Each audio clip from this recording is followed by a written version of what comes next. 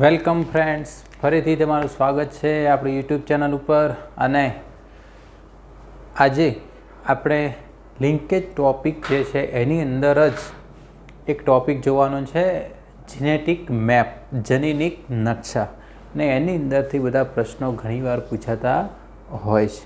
Okay, સૌથી પહેલાં આ લિંકેજ મેપ જે છે એનો કોન્સેપ્ટ કોણે આપ્યો? ઓકે,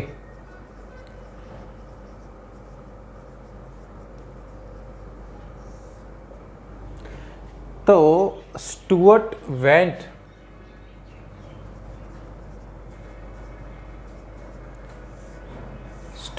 વેન્ટ નામનો સાયન્ટિસ્ટ હતો. એણે જનીનિક નકશા, જેનેટિક મેપ જે છે એનો કોન્સેપ્ટ આપ્યો. આ જે છે મોર્ગનનો વિદ્યાર્થી હતો. કોનો વિદ્યાર્થી હતો? ઓકે, બરાબર છે, મોર્ગનનો. હવે આ જનીનિક નકશા જે છે એનો શું ફાયદો થાય? ઓકે, ફોર એક્ઝામ્પલ, આ કોઈ એક રંગસૂત્ર છે, આ એનું સેન્ટ્રોમિયર છે. આ ધારો કે એનું બીજું આર્મ છે, બીજો ભાગ છે. ઓકે, ચાલો, આ કોઈ એક રંગસૂત્ર છે, ચાલો, આ એનું સેન્ટ્રોમિયર છે. ચાલો, આ જે છે આ ટૂંકી ભુજા છે, આ રંગસૂત્રની થોડી લાંબી ભુજા છે. હવે જ્યારે આવું હોય તો તમને ખ્યાલ છે કે ભાઈ સેન્ટ્રોમિયર મધ્યથી થોડું આ બાજુ હોય તો એ સબ મેટાસેન્ટ્રિક કહેવાય. શું કહેવાય? સબ મેટાસેન્ટ્રિક. મેટાસેન્ટ્રિકમાં સેન્ટ્રોમિયર ક્યાં હોય? એકદમ સેન્ટર. ઓકે, જ્યારે એક ભુજા ટૂંકીની એક લાંબી હોય, ટૂંકી ભુજા છે અને પી ભુજા કહેવાય. શું કહેવાય?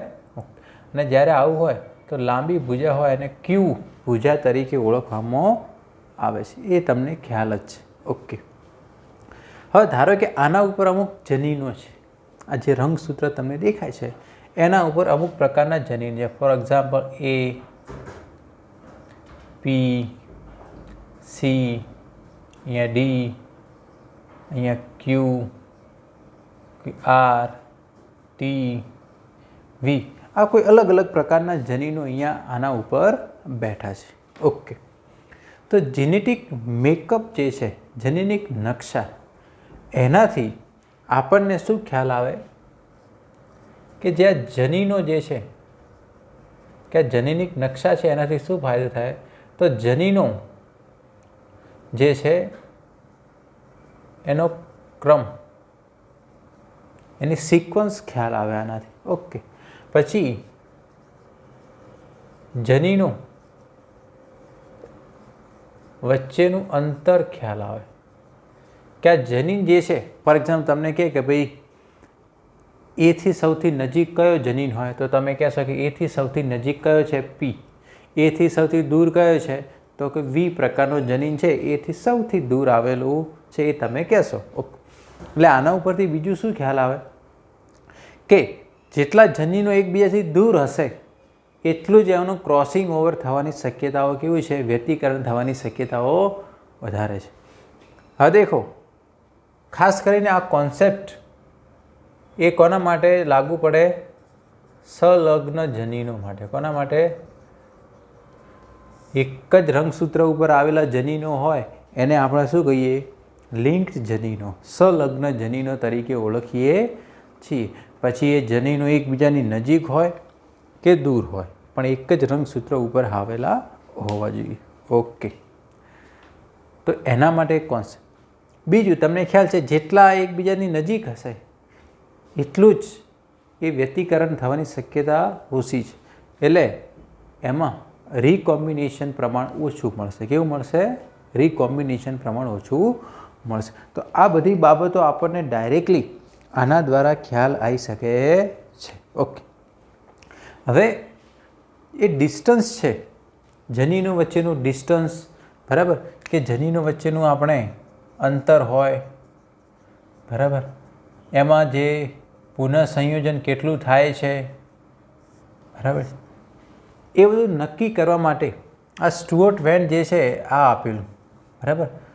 તો એનો જે ડિસ્ટન્સ છે, અંતર, એનો એકમ તો હોવો જોઈએ ને. કે ભાઈ એ જનીન છે એ પીથી કેટલું દૂર છે, તો એ ડિસ્ટન્સ ફોર્મમાં નક્કી કરવું પડે. તો એના માટે એનો એકમ આપ્યો અને એનું નામ આપ્યું CM. CMનો મતલબ થાય સેન્ટીમોર્ગન. શું થાય? સેન્ટીમોર્ગન. ક્યાંક ને ક્યાંક આ સ્ટુઅર્ટ વેન છે મોર્ગનનો સ્ટુડન્ટ હતો, એટલા માટે એની યાદમાં એણે એ યુનિટ છે એ શું નામ આપ્યું? સેન્ટીમોર્ગન. ઓકે. હવે આ કે યુનિટ કેવા હોય? ધારો કે આપણે આખા વિશ્વનો નકશો હોય, બરાબર, આપણે ખાલી એક સિમ્પલ કાગળમાં દર્શાવવું હોય તો આપણે શું કરવું પડે? જે બધા અંતરના એકમો જે છે એને નાના એકમમાં કન્વર્ટ કરવા પડે. ઓકે. એટલે ફોર એક્ઝામ્પલ આપણે એવું દર્શાવી દઈએ કે ભાઈ 1 સેન્ટીમીટર બરાબર તમારે 1,00,000 કિલોમીટર ગણવાના.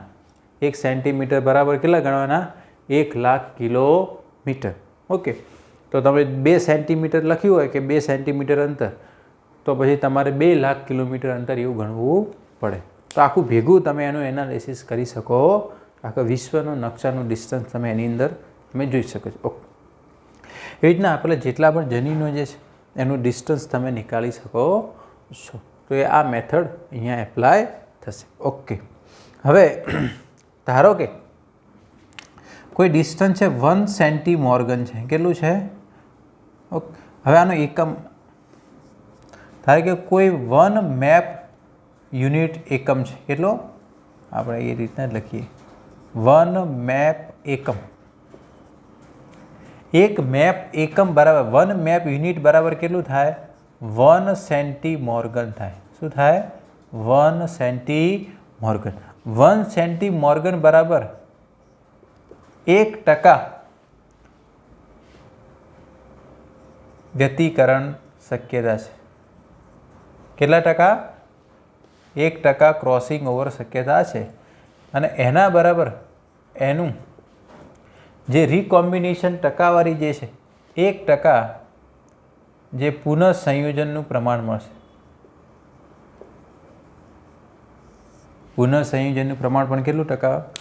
1 મેપ યુનિટ બરાબર 1 સેન્ટીમોર્ગન.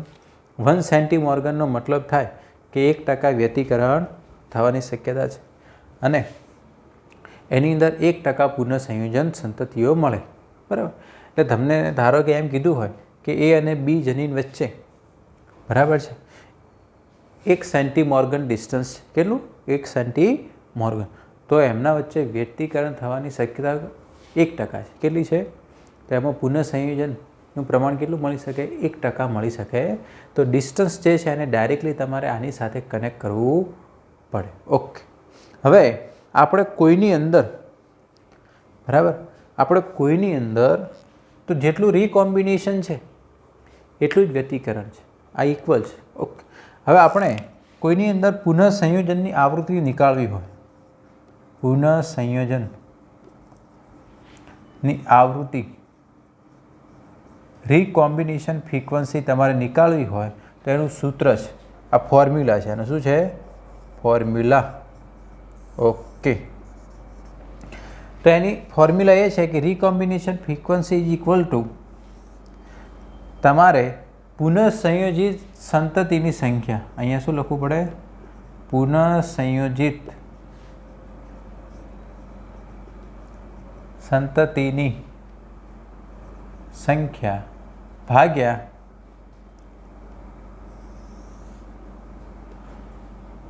સંપૂર્ણ સંતતિની સંખ્યા, ટોટલ સંતતિની સંખ્યા લખે ઇન્ટુ 100 કરી દેવાનું. શું કરી દેવાનું? ઇન્ટુ 100. ઓકે. ખ્યાલ આવે છે? તો આનાથી તમને રિકોમ્બિનેશન ફ્રીક્વન્સી મળી શકે છે. ધારો કે કોઈ 500 સંતતિઓ છે. ટોટલ કેટલી છે? 500. એમાંથી તમને એટલું કે આમાંથી જે 200 જે છે એ રિકોમ્બિનન્ટ મળે છે. કેટલી મળે છે? 200. ઓકે. તો તમારે શું કરવું પડે કે ટોટલ 500 સંતતિઓ હતી, બરાબર, એમાંથી 200 રિકોમ્બિનન્ટ મળે છે ઇન્ટુ 100. તો આનો જે જવાબ આવે એટલે આ તમને શું મળ્યું? રિકોમ્બિનેશન ફ્રીક્વન્સી. જેટલી ફ્રીક્વન્સી મળે, બરાબર, જેટલી ફ્રીક્વન્સી મળે એટલું જ એ ડિસ્ટન્સ થયું. શું થયું? એટલું જ એ ડિસ્ટન્સ થયું જનીનો વચ્ચેનું ડાયરેક્ટલી. ઓકે, આટલી બાબત તમારે આની અંદર ધ્યાનમાં રાખવાનું છે. ખ્યાલ આવે છે? આ ઇમ્પોર્ટન્ટ પોઈન્ટ છે અહીંયા. આના ઉપરથી ઘણા બધા એક્ઝામ્પલ આપણે સોલ્વ કરવાના છે. હવે આપણે અમુક એક્ઝામ્પલ જોઈએ, આના રિલેટેડ ક્વેશ્ચન જોઈએ એટલે તમને ખ્યાલ આવશે. ઓકે, ચાલો ભાઈ, સરસ મજાના બે ક્વેશ્ચન અહીંયા લખેલા છે. સૌથી પહેલો પ્રશ્ન સોલ્વ કરવાનો ટ્રાય કરીએ કે દ્વિસંકરણ પ્રયોગમાં પુનઃસંયોજન થાય છે તો ખાલી જગ્યા તેનું કારણ હોઈ શકે છે. ફોર એક્ઝામ્પલ 4 ઓપ્શન આપીએ કે ભાઈ સંપૂર્ણ સહલગ્નતા, અપૂર્ણ સહલગ્નતા. ઓકે, તો કદાચ કે ભાઈ મુક્ત વિશ્લેષણ છે એ કારણ હોઈ શકે કે બીજું કોઈ કારણ હોઈ શકે. દ્વિસંકરણ પ્રયોગમાં પુનઃસંયોજન થાય એટલે કે રીકોમ્બિનેશન મળે. શું મળે છે? રીકોમ્બિનેશન. ઓકે, રીકોમ્બિનેશનનો મતલબ કે પિતૃ કરતાં કંઈક અલગ વેરાયટી મળવી. ઓકે, તો દેખો તમે એની અંદર તો એનું કારણ શું હોઈ શકે? તો એનું કારણ હોઈ શકે અપૂર્ણ સહલગ્નતા. શું હોઈ શકે? અપૂર્ણ સહલગ્નતા. ઓકે, તો એનું કારણ એ જ હોઈ શકે છે. ઓકે, ચાલો આનો જવાબ આવશે આ. હવે અહીંયા એક ક્વેશ્ચન આપ્યો છે. આવા પ્રકારના ક્વેશ્ચન તમે ક્યાંક સોલ્વ કરતા હશો એટલે જોતા હશો. બે જનીનો છે એ અને બી, સ્મોલ છે, સ્મોલ એ અને સ્મોલ બી, સંલગ્ન જનીનો છે. એનો મતલબ એક જ રંગસૂત્ર ઉપર આવેલા છે. એ 40% પુનઃસંયોજન દર્શાવે છે. એનો મતલબ એમની વચ્ચેનું ડિસ્ટન્સ જે છે 40 સેન્ટીમોર્ગન થયું. હવે જો આની અંદર પ્લસ પ્લસ પ્લસ પ્લસનું ક્રોસિંગ સ્મોલ એ બી જોડે કરવામાં આવે તો F1માં જન્યુ પ્રમાણ કેટલું હશે? અને આ રીતના ઓપ્શન આપેલા છે કે ભાઈ પ્લસ પ્લસ 20%, એ બી 20%. ઓકે, પછી પ્લસ બી 20%, એ પ્લસ 40%. આ રીતના બધું આપેલું છે. ઓકે, તો તમને ક્યાંક ને ક્યાંક આવા પ્રકારનો પ્રશ્ન સોલ્વ કરવામાં તકલીફ થશે. ઓકે, હવે આપણે આગળના લેક્ચરો જે ભણ્યા એનો આપણે ઉપયોગ કરીશું. સૌથી પહેલાં આપણે શીખવાડેલું છે કે જ્યારે આવું કંઈ પ્લસ સિમ્બોલ આવે એનો મતલબ એ શું કહેવાય? વાઇલ્ડ ટાઈપ કહેવાય. શું કહેવાય? Wild type. ઓકે, એટલે એ જે છે એને આપણે કેપિટલ ગણવો. શું ગણવો? કેપિટલ. ઓકે, ચલો, એટલે આ જે છે પ્રભાવી ગણવાનો. શું ગણવાનો? પ્રભાવી. એટલું તમારે ધ્યાનમાં રાખવાનું. બસ, તો જ્યાં પ્લસ પ્લસ લખેલા છે ત્યાં તમે કેપિટલ મૂકી દો. શું કરી દો? કેપિટલ મૂકી દો. પહેલાં તો હવે આપણે આનું ક્રોસ કરવાનું છે. ઓકે, હવે આ રીતે જ્યારે આપેલું હોય એટલે કે આપણે ક્રોસ કઈ રીતના કરવાનું છે? અહીંયા શું આપેલું છે? એ બી. ઓકે, એ બી એનું ક્રોસ કરવાનું છે સ્મોલ એ બી. ઓકે, એનો મતલબ તો એ જ થયો ને. પ્લસની જગ્યાએ શું મૂકી દેવાનું છે? કેપિટલ. પ્લસની જગ્યાએ શું મૂકી દેવાનું છે? કેપિટલ. ઓકે, હવે આનું ક્રોસ કરાવવાનું છે. હવે આનું શું કરાવવાનું છે? આપણે ક્રોસ કરાવવાનું છે. ઓકે, ચલો. હવે અહીંયા જ્યારે આ રીતે લખેલું હોય આને આપણે રંગસૂત્ર ઉપર ગોઠવું તો નોર્મલી જ્યારે બંને કેપિટલ એક જ રંગસૂત્ર ઉપર હોય એટલે એની સીસ ગોઠવણી કહેવાય. શું કહેવાય? સીસ. ઓકે, બંને સ્મોલ એક ઉપર ગોઠવાયેલા હોય તો પણ એને સીસ કહેવાય. પણ જ્યારે એક કેપિટલ અને એક સ્મોલ હોય તો એને ટ્રાન્સ ગોઠવણી કહેવાય. કઈ ગોઠવણી કહેવાય? ટ્રાન્સ. ઓકે, તો આર્યુઆ જે છે આ શું છે? અહીંયા આપણે સીસ ગોઠવણી આપેલી છે. કઈ ગોઠવણી આપેલી છે? સીસ ગોઠવણી અહીંયા આપેલી છે. એટલું તમને ખ્યાલ હોવો જોઈએ. ઓકે, હવે આપણે કોઈ પણ જીનોટાઈપ કઈ રીતના લખતા હોઈએ. ફોર એક્ઝામ્પલ આ રીતે આપેલું છે. ક્યારેક કંઈ સ્લેશ કે એવું કશું આપેલું ને આ રીતે હોય. ઓકે, આ પણ એક બે જનીનોનો જીનોટાઈપ જ છે. ઓકે, હવે તમે આને અંદર તમે ગેમેટ જે છે આને તમે આ રીતે પણ લખી શકો, કેપિટલ A કેપિટલ B, આને આ રીતે પણ લખી શકો છો. તો આ કઈ ગોઠવણી કહેવાય? સિસ. ઓકે, કંઈ નવું છે નહીં. આને તમે હવે ટ્રાન્સફોર્મમાં દર્શાવો તો capital A small b, small a capital B. આ કયું ફોર્મ કહેવાય? આને આપણે ટ્રાન્સફોર્મમાં દર્શાવીએ. શું દર્શાવ્યું? ટ્રાન્સફોર્મમાં. બીજું કંઈ નવું છે નહીં. ઓકે, લિંક જનીનો છે તે એક જ રંગસૂત્ર ઉપર હોય એટલે ઘણીવાર આ રીતે આપણે દર્શાવતા હોઈએ છીએ. એટલે આમાં કંઈ નવું છે નહીં. ઓકે, હવે જ્યારે આપણે આ ક્રોસ કરાવીએ, બરાબર, આ પ્લસ પ્લસ સમજવાનું. શું સમજવાનું? Plus plus. ઓકે, હવે જ્યારે આનું ક્રોસ કરાવશો એટલે આપણે આમાં કંઈક આવું મળશે, બરાબર ને? આપણને આ ટાઈપનો જન્યુ મળશે. કેવા ટાઈપનો? આ ટાઈપનો. બરાબર, F1ની અંદર આવા મળશે કે નહીં? બરાબર. ઓકે, હવે આના ગેમેટ બનાવો. આના શું બનાવો? ગેમેટ. ચલો, જન્યુ બનાવો. ચલો, જન્યુ બનાવશો એટલે એક આ ટાઈપનો જન્યુ બનશે, એક આ ટાઈપનો બનશે. ચલો, પછી હવે દેખો અહીંયા લખી દીધું છે કે આની અંદર રિકોમ્બિનેશન થાય છે, એનો મતલબ ઇનકમ્પ્લીટ લિંકેજ તો છે જ, કમ્પ્લીટ લિંકેજ છે નહીં. એટલે 4 ટાઈપના ગેમેટ બનશે જ ઇનકમ્પ્લીટની અંદર. એક આ ટાઈપનો બનશે અને એક આ ટાઈપનો ગેમેટ બનશે. 4 ટાઈપના બનશે. ઓકે, હવે દેખો આ કયા ટાઈપનો છે? આ પિતૃ ટાઈપનો. આ કયા ટાઈપનો છે? આ પણ પિતૃ ટાઈપનો. ઓકે, હવે અહીંયા શું કીધું છે કે 40% રિકોમ્બિનન્ટ મળે છે. એનો મતલબ આ બંને કેવા છે? રિકોમ્બિનન્ટ. આ પિતૃ કરતાં અલગ છે, એ 40% છે. એનો મતલબ આ 20% હોય ને આ પણ કેટલા ટકા હોય? 20%. બાકી વધ્યા કેટલા? 60%. 60%નો મતલબ આ 30% હોય ને આ પણ કેટલા હોય? 30%. આ પણ કેટલા હોય? 30%. હવે તમારે કશું જ કરવાનું નથી. જ્યાં પેલા કેપિટલ છે ત્યાં પ્લસ મૂકી દેવાના છે. તો દેખો અહીંયા પ્લસ પ્લસ 30 મળે, plus B 20%. Okay, A plus 20%. Okay, અને અહીંયા AB 30%. આવા પ્રકારનું કોઈ ઓપ્શન હોય તમે ગોતીને લખી દો. છે ક્યાંય કે નથી? આ રહ્યું plus plus 30%, AB 30%, plus B 20%, A plus 20%, A plus 20%.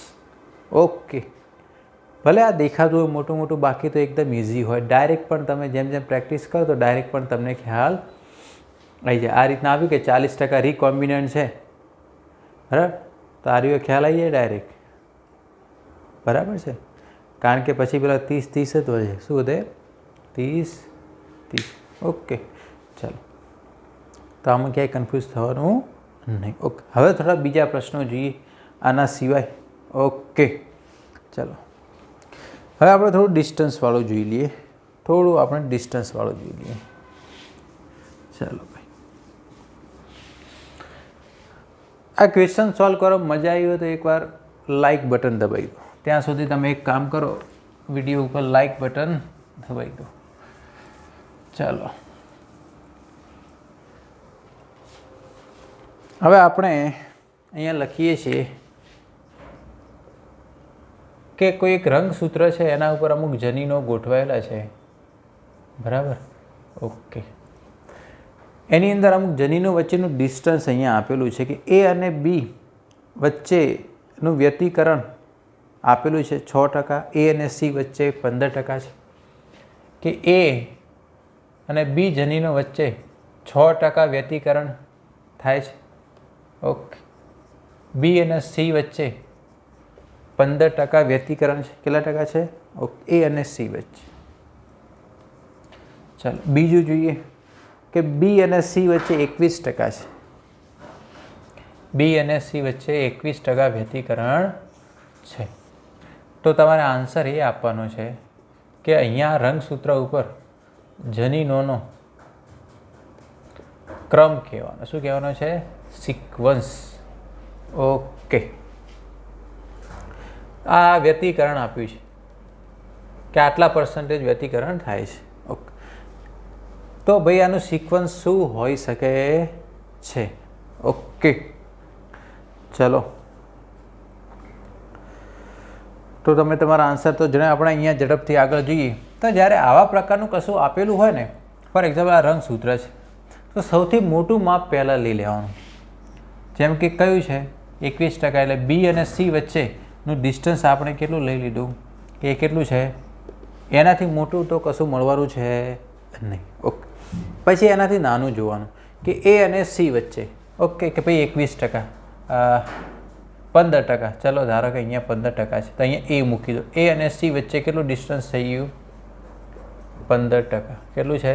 15%. Okay, પછી બીજું શું? એ અને બી વચ્ચેનું અંતર કેટલું હશે? 6%. કેટલા ટકા આપ્યું છે? તો બરાબર છે કે ભાઈ એ અને બી વચ્ચે 15 ને 6 21 થઈ જશે. તો બી અને સી વચ્ચે 21 થઈ ગયું. ઓકે, તો આપણી સિક્વન્સ શું આવે? બી એ સી. કા જનીનો જે છે કયા ક્રમમાં ગોઠવાયેલા હશે? સૌથી પહેલાં બી હશે, પછી એ હશે, પછી સી.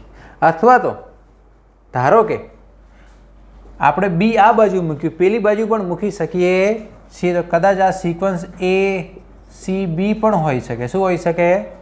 ઓકે, ધારો કે આ બીને હું આ બાજુ મૂકું, કઈ બાજુ? આ બાજુ. ઓકે, તો પણ એવું થઈ શકે છે. તો પછી એને એ રીતે મૂકવું પડે. ઓકે, તો ભાઈ આ સિક્વન્સ તમારે એ રીતના બદલાય. બરાબર?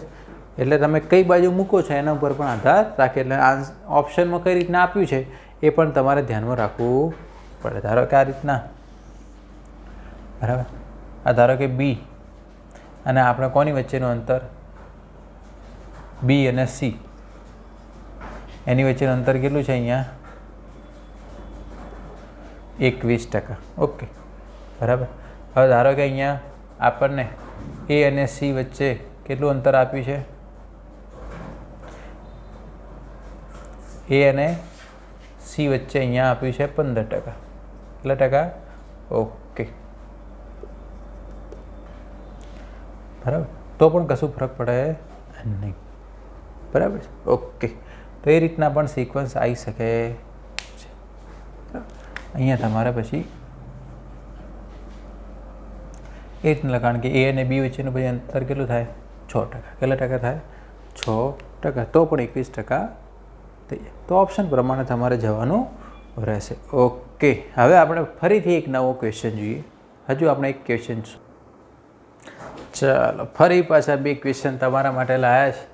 ચલો પહેલાં આના ઉપર ધ્યાન. આના ઉપર તમે ધ્યાન રાખતા નહીં. મેન્ડલના દ્વિસંકરણ અને ત્રિસંકરણ પ્રયોગમાં જો સંલગ્ન જનીનો હોય તો અનુક્રમે કેટલા રંગસૂત્રો હશે? ઓકે, મેન્ડલના દ્વિ અને ત્રિસંકરણ, મેન્ડલના પ્રયોગમાં કેવું હતું કે જે પણ એને જનીનો લીધા પ્રયોગમાં, બરાબર, જેમ કે એક સંકરણમાં એક પ્રકારના જનીનો, દ્વિસંકરણમાં 2, 3, ત્રિસંકરણ તો 3, તેમાં તો અલગ અલગ રંગસૂત્રો ઉપર બધા હતા. પણ ધારો કે લિંક જનીનો હોય તો અનુક્રમે કેટલા રંગસૂત્રો હશે?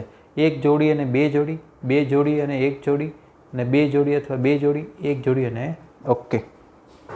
ચાલો સૌથી પહેલાં દ્વિસંકરણ પ્રયોગની વાત કરીએ. બરાબર, તો દ્વિસંકરણ પ્રયોગમાં જે નોર્મલ કેવું હતું કે ભાઈ ધારો કે આ રીતના આ સમજાત રંગસૂત્રો છે, બરાબર, આના ઉપર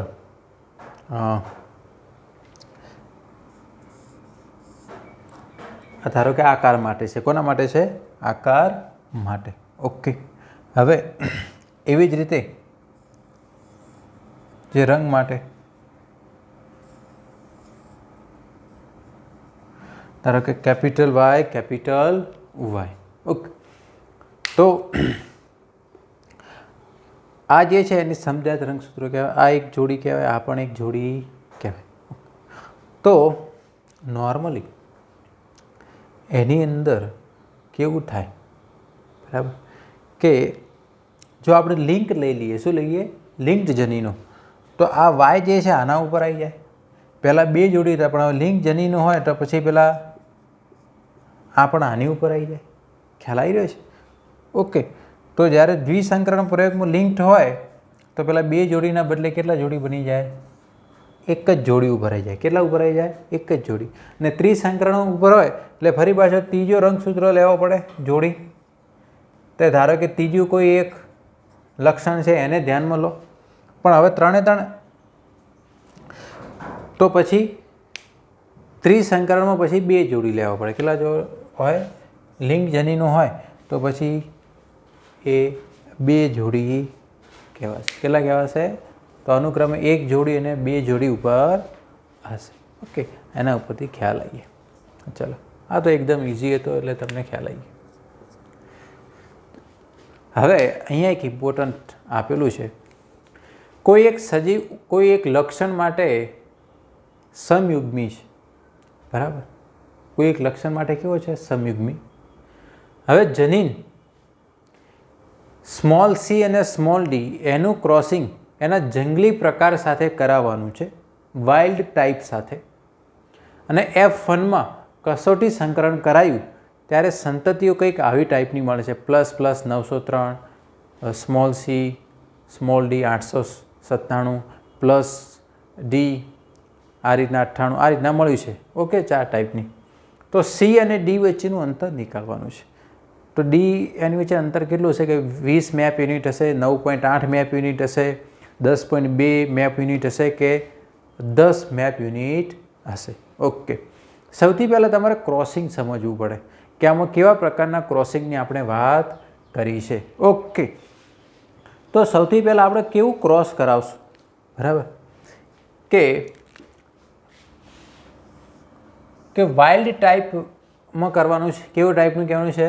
વાઇલ્ડ ટાઈપ. અહીંયા ડાય હાઇબ્રિડ ક્રોસ જ છે એટલે સમયુગ્મી છે એટલે આપણે ++++ લેવું પડે. શું લેવું પડે? ઓકે. એનું ક્રોસ એ કોના જોડે કરાવવાનું છે? કે એના આની જોડે, સ્મોલ સી સ્મોલ ડી. આ આપણે પિતૃ મળી ગયા. શું મળી ગયા? એટલે પહેલાં તો પિતૃ નક્કી કરતાં ખબર પડવી જોઈએ. પિતૃને શું કીધા? સમયુગ્મી કીધા હતા. કેવા કીધા?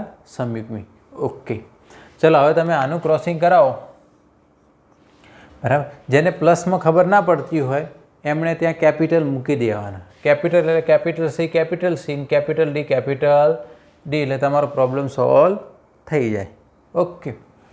તો ધારો કે અહીંયા શું આવે? Capital C small C, capital D small D. પછી તમે એને પ્લસ સી પ્લસ ડી આ રીતે પણ લખી શકો છો. આ મળી ગયું આપણને F1. હવે શું કીધું? F1માં ડબલ રેસેસિક જોડે ક્રોસ કરાવવાનું છે, એટલે કે ટેસ્ટ ક્રોસ કરાવવાનું છે. ટેસ્ટ ક્રોસ એટલે આર્યુઆ જે છે, ટેસ્ટ ક્રોસ એટલે આર્યુઆ, small C small D small, આ ટેસ્ટ ક્રોસ. આપણે હવે અહીંયા કેપિટલ લખી દઈએ, પછી છેલ્લે કરીશું. હવે તમે ક્રોસ કરાવો. ઓકે. તો ક્રોસ કરાવશો. હવે દેખો કે અહીંયા જે વેરિયન્ટ આપ્યા છે આ સંતતિઓ છે. આ જે ક્રોસ કરાવ્યું ને એટલે તમને આવું કંઈક મળે છે. આમાં શું લખ્યું? ++903 ++903. એટલે આ બંને કેપિટલ છે. આ બંને શું છે? કેપિટલ. એટલે કેપિટલ સી કેપિટલ ડી અહીંયા 903 છે. એટલે આ તો પેરેન્ટલ ટાઈપ થયો. આ કયો ટાઈપનો થયો? પેરેન્ટલ. બરાબર. Plus plus is a parental type. Okay. Small C small D આ પણ કયા પ્રકારનો થયો?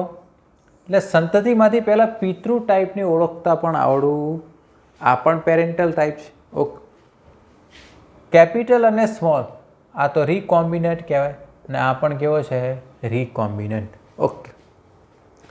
હવે આપણે ફ્રીક્વન્સી નીકાળવી પડે. શું કરવું પડે?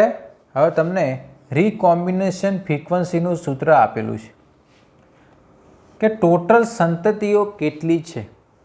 બરાબર. તો આનું ટોટલ કરી દેવું પડે. શું કરવું પડે?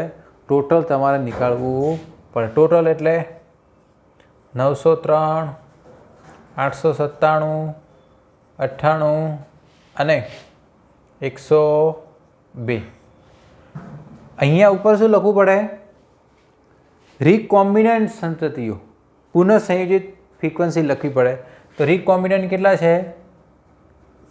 આ રીકોમ્બિનેન્ટ છે 98 પ્લસ 102 ઇન્ટુ 100 કરવા પડે. શું કરવા પડે? 100. ઓકે. તો આનો જવાબ તમે આનો ટોટલ કરશો એટલે અહીંયા 2000 આવશે. કેટલા આવશે? અને આ કેટલા છે? 200 ઇન્ટુ 100. ઓકે. આ ઉડાડ દો, આ ઉડાડ દો. ઓકે. 10 મેપ યુનિટ આવશે. કેટલું આવશે? તો સી અને ડી વચ્ચેનું અંતર કેટલું હશે? 10 મેપ યુનિટ. કેટલું હશે? 10 મેપ યુનિટ. તો આવા કોઈ પણ એક્ઝામ્પલ આપેલું હોય તો એનાથી ડરવાની જરૂર નથી. એકદમ ઇઝી જ હોય છે. એના આઈડિયા એની અંદર જ હોય છે. પણ લિંકેજનો કોન્સેપ્ટ ક્લિયર હોવો જોઈએ. અને પેરેન્ટલ ટાઈપ કયા આપ્યા છે એને ઓળખતા આવડવું જોઈએ. અને રીકોમ્બિનેન્ટ ટાઈપ કયા છે? રીકોમ્બિનેન્ટ એટલે જે પિતૃમાં ના હોય એ પુનઃસંયોજિત કહેવાય. શું કહેવાય? પુનઃસંયોજિત. ઓકે. ને પેરેન્ટલ એટલે જે પિતૃમાં હોય એ પેરેન્ટલ કહેવાય. શું કહેવાય? Parental type. એ તો આપણે એકદમ વ્યવસ્થિત રીતે શીખવાડ્યું કે ભાઈ પિતૃ પ્રકાર કોને કહેવાય અને પુનઃસંયોજિત કોને કહેવાય. ઓકે. આની અંદર ખ્યાલ આવી ગયો? ચાલો.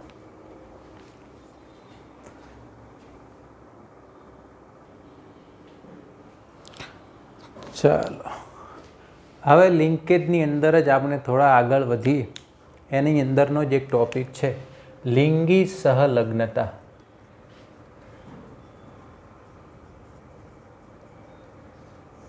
લિંકેજ ટોપિક છે એટલો સરળતાથી તમારો પીછો છોડવાનો નથી. એ આવી જ જશે. ઓકે. સેક્સ લિંકેજ પણ કહી શકો છો. લિંગી સહલગ્નતા. ઓકે. હવે નોર્મલી કોઈ પણ સજીવ હોય એની અંદર 2 પ્રકારના રંગસૂત્રો હોય. ઓકે. એમાં એક દૈહિક રંગસૂત્રો હોય અને બીજા શું હોય? લિંગી રંગસૂત્રો. ઓકે. પણ અહીંયા શું કીધું? લિંગી સહલગ્નતા કે જે જનીનો લિંગી રંગસૂત્રો ઉપર આવેલા હોય તો એને આપણે શું કહીશું? લિંગી સહલગ્નતા. ઓકે. આપણું જ ઉદાહરણ લઈએ કે આપણા જે લિંગી રંગસૂત્રો છે. ઓકે. લિંગી રંગસૂત્રો છે 2 ટાઈપના છે. ઓકે. એક એક્સ ટાઈપનો અને બીજો વાય ટાઈપ. બરાબર છે? એક એક્સ ટાઈપનો અને બીજો વાય ટાઈપનો. ઓકે. ચાલો. હવે આ જનીનો જે છે કાં તો પ્રભાવી હોઈ શકે અથવા તો પ્રચ્છન્ન હોઈ શકે છે. આ જનીનો જે છે. ઓકે. હવે જે જનીનો એક્સ રંગસૂત્ર ઉપર આવેલા હોય, જે જનીનો એક્સ, તો એને એક્સ લિંક્ડ અને પ્રભાવી હોય તો ડોમિનન્ટ કહેવાય. શું કહેવાય? ઓકે. જે જનીનો એક્સ રંગસૂત્ર ઉપર આવ્યા હોય અને પ્રચ્છન્ન હોય તો એક્સ લિંક રેસેસી કહેવાય. ઓકે. અમુક જનીનો વાય રંગસૂત્ર ઉપર આવેલા હોય તો એને વાય લિંક્ડ કહેવાય. શું કહેવાય? વાય લિંગી રંગસૂત્ર. હવે વાય ઉપર આવેલા જનીનો જે છે, બરાબર, એ ક્યારે પ્રભાવી કે પ્રચ્છન્ન હશે નહીં. એ હંમેશા એક્સપ્રેસ થવાના. એમાં પ્રભાવી કે પ્રચ્છન્ન નિયમ લાગુ પડશે નહીં. ઓકે.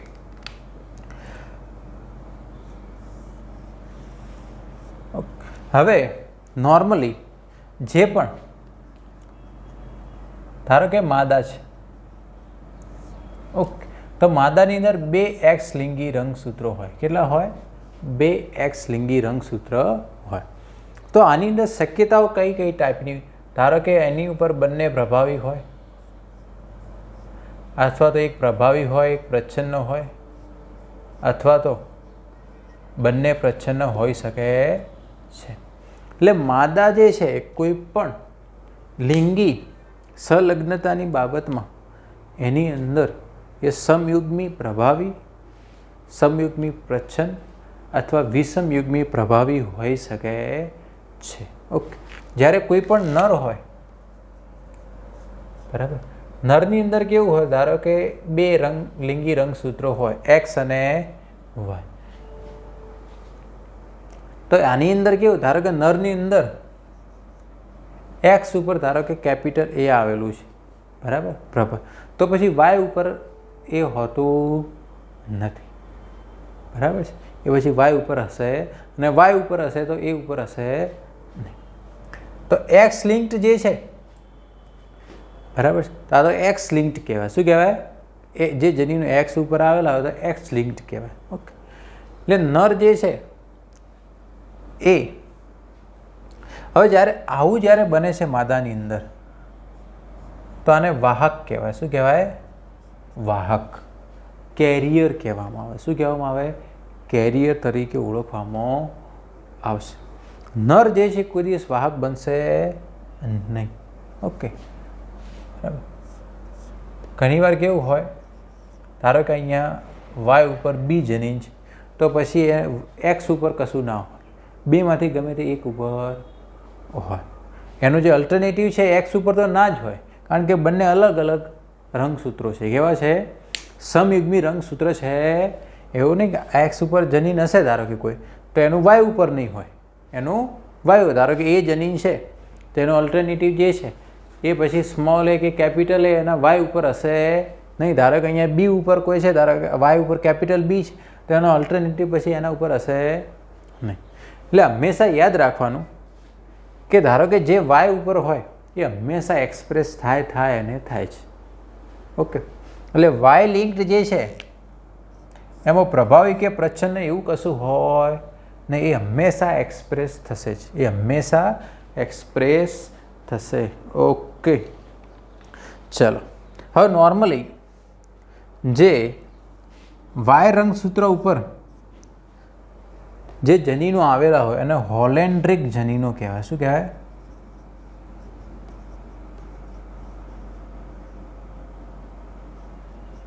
ઇમ્પોર્ટન્ટ વસ્તુ છે ખાસ. હોલેન્ડ્રિક, હોલ એટલે બધા, ઓલ.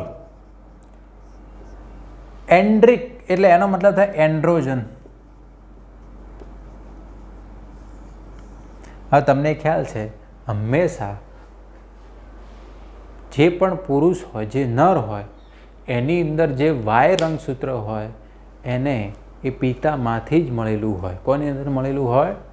પિતામાંથી જ. ઓકે. તો એની અંદર જે એન્ડ્રોજન, ટેસ્ટોસ્ટેરોન ઉત્સેચક માટેના જનીનો એની અંદર હોય છે. એટલે એને હોલેન્ડ્રિક જનીન તરીકે પણ ઓળખવામાં આવે છે. ઓકે. અને જે જનીનો પછી દૈહિક રંગસૂત્રો ઉપર આવેલા હોય તો એ અલિંગી જનીનો કહેવાય. શું કહેવાય? ના, બધા લિંગી જનીનો કહેવાય. શું કહેવાય? લિંગી જનીનો. પણ જ્યારે જોડાયેલા હોય એટલે એક જ રંગસૂત્ર ઉપર હોય તો સહલગ્ન કહેવાય. શું કહેવાય? સહલગ્ન. ઓકે. હવે જે લિંગી સહલગ્નતાનો કોન્સેપ્ટ સૌ પ્રથમ દર્શાવ્યો કોણે? તો એ દર્શાવવાવાળો સૌ પ્રથમ મોર્ગન હતો. TH Morgan. કોણ હતો? અને એણે ડ્રોસોફિલા મેલેનો ગેસ્ટર જે છે એના ઉપરનો એનો અભ્યાસ છે. કોનો? TH મોર્ગનનો. કોનો? TH Morgan. ઓકે.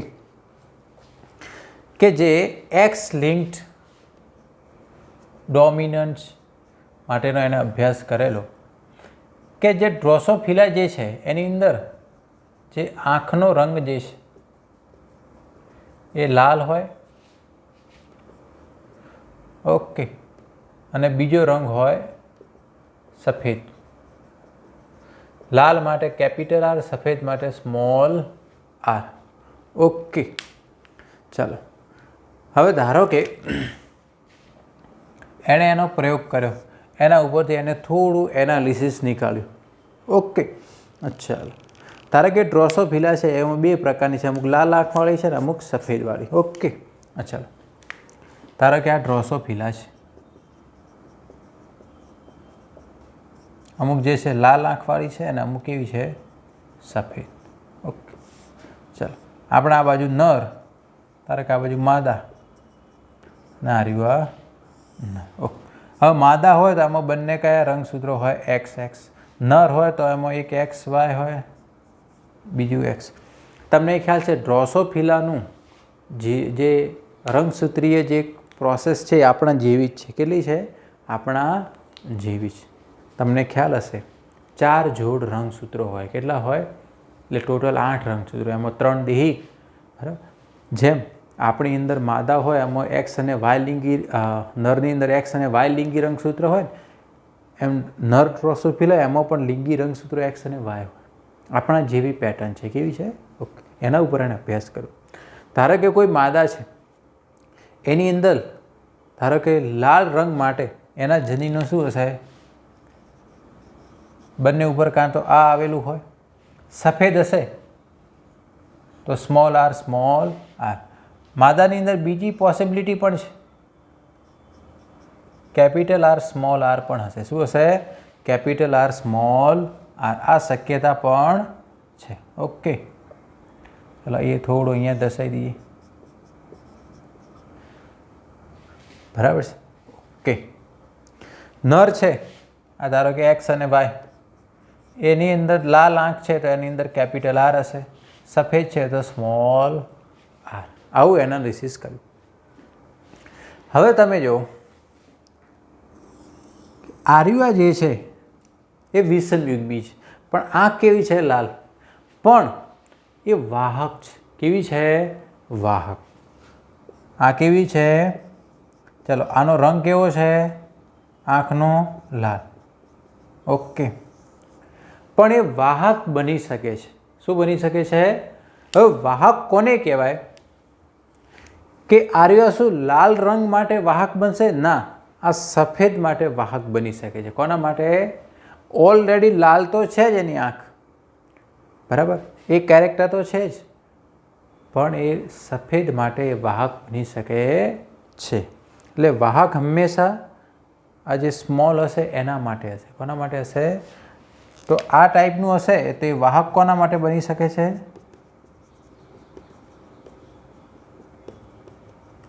સફેદ આંખ માટે. કોના માટે બની શકે છે? સફેદ આંખ નહીં કે એના માટે. ઓકે, ચલો, આટલો ખ્યાલ આવી ગયો. તો આને થોડું આવું દર્શાવ્યું કોણે? મોર્ગને. ઓકે, ચલો હવે થોડા આગળ વધીએ. ચલો, આ સિમ્પલ કોન્સેપ્ટ છે ભાઈ, મોર્ગને આપ્યો ડ્રોસોફિલાની અંદર. લિંગી સંલગ્નતા. ચાલો હવે આપણે એક સિમ્પલ જોઈએ કે ભાઈ ધારો કે આ માદા છે તેમાં 2 એક્સ રંગસૂત્રો હોય, ધારો કે આ નર છે તેમાં એક્સ અને એક વાય હોય. ઓકે, ચલો, ધારો કે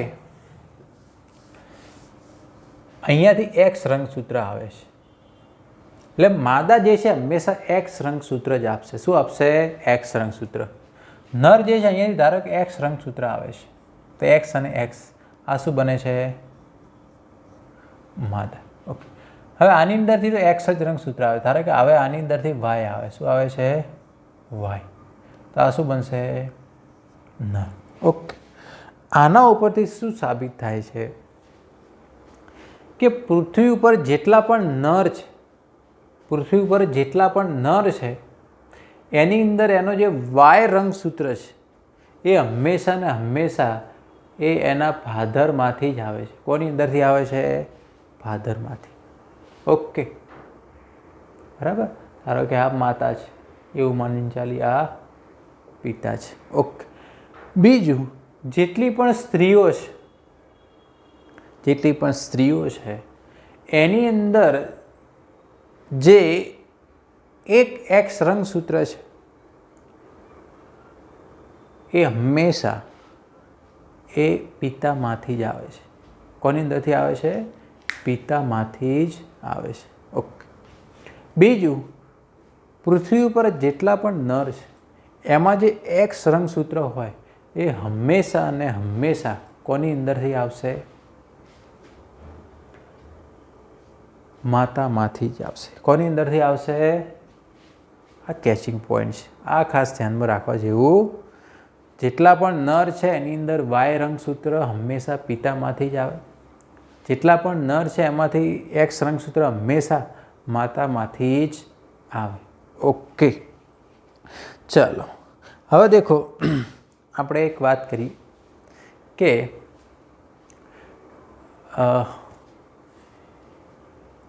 માતા જે છે, બરાબર, એનો દરજ્જો પિતા કરતાં વધારે હોય છે એક નોર્મલ વેમાં. ઓકે, એનું શું કારણ હોઈ શકે? તો થોડું સાયન્ટિફિકલી પણ આપણે જોઈ લઈએ, બરાબર, કે હંમેશા આપણે કોઈ ધારો કે પ્રોનાઉન્સિએટ કરીએ કે ભાઈ માતા અને પિતા, તો હંમેશા માતા આગળ આવે, પિતા પછી. પિતા અને માતા એવું કોઈ બોલે છે? ના. ઓકે, એનું કારણ શું હોય છે હવે સમજાવીએ. દેખો, ધારો કે આ મધર છે. ઓકે, મધર જે છે એ પછી ધારો કે આ પુત્ર છે ને આ પુત્રી છે. પુત્ર હોય કે પુત્રી, બંનેને કયું રંગસૂત્ર આપે છે? હંમેશા એક્સ પ્રકારનું જ આપે. બરાબર, કોઈ અલગ ટાઈપનું એવું નથી કે ભાઈ પુત્રને અલગ ટાઈપનું આપે છે એને અલગ. ઇક્વલ. પુત્ર અને પુત્રી માતા માટે કેવા હોય? સરખા. કેવા હોય? સરખા. ભેદભાવ હોય નહીં. ઓકે. જ્યારે ફાધરમાં કેવું થાય છે કે ફાધરની અંદર કેવું થાય છે એ થોડું વેરિએશન કરે. પુત્રને વાય પ્રકારનો રંગસૂત્ર આપે છે અને પુત્રીને એક્સ પ્રકારનું આપે છે. એટલે અલગ અલગ એના વ્યૂ હોય, બરાબર. એટલે માતાના આ સરખાપણાના કારણે એનો દરજ્જો વધારે હોય છે. ઓકે, હવે બીજી એક વાત કરી દઈએ આના ઉપરથી જ કે નોર્મલી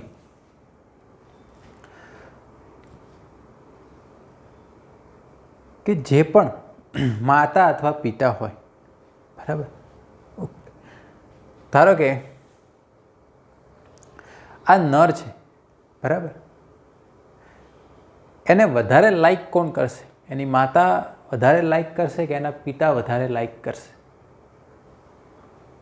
તો નોર્મલી એક સ્વાભાવિક છે કે માતા જેને વધારે લાઈક કરતી હોય, બરાબર, પુત્રની વધારે ચિંતા માતા થોડી વધારે કરતી હોય પિતા કરતાં. એનું કારણ પણ તમને જણાવી દઈએ. પુત્રની અંદર કેટલા રંગસૂત્ર? એક્સ અને વાય હોય. શું હોય? એક્સ અને વાય.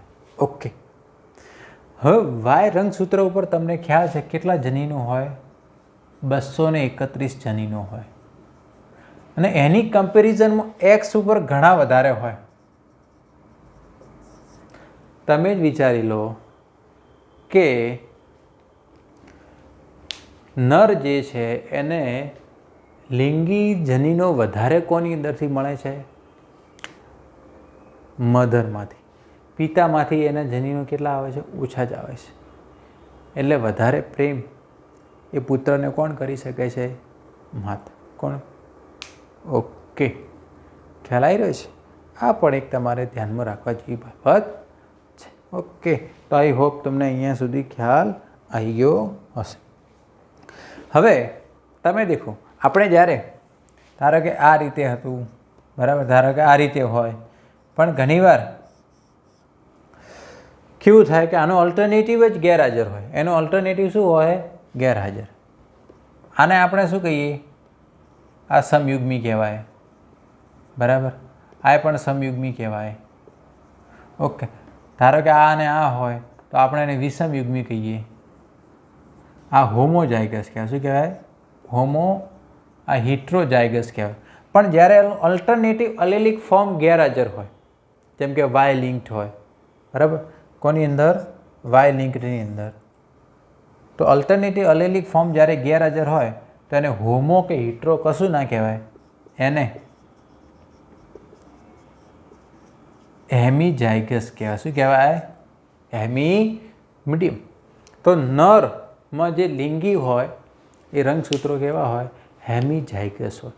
એનો અલ્ટરનેટિવ ફોર્મ એક્સ ઉપર હોય તો વાય ઉપર ના હોય, ને વાય ઉપર હોય તો એક્સ ઉપર ના હોય. હેમીઝાયગસ કહેવાય. શું કહેવાય? હેમીઝાયગસ. ઓકે. તો આ લિંકેજ જે છે આની અંદર આપણે સેક્સ લિંકેજની વાત કરી, લિંગી સહલગ્નતા. ઓકે. તો આઈ હોપ તમને અહીંયા સુધી ખ્યાલ આવી ગયો છે. બાકીનું જે છે આપણે નેક્સ્ટ લેક્ચરની અંદર જોઈશું. Thank you.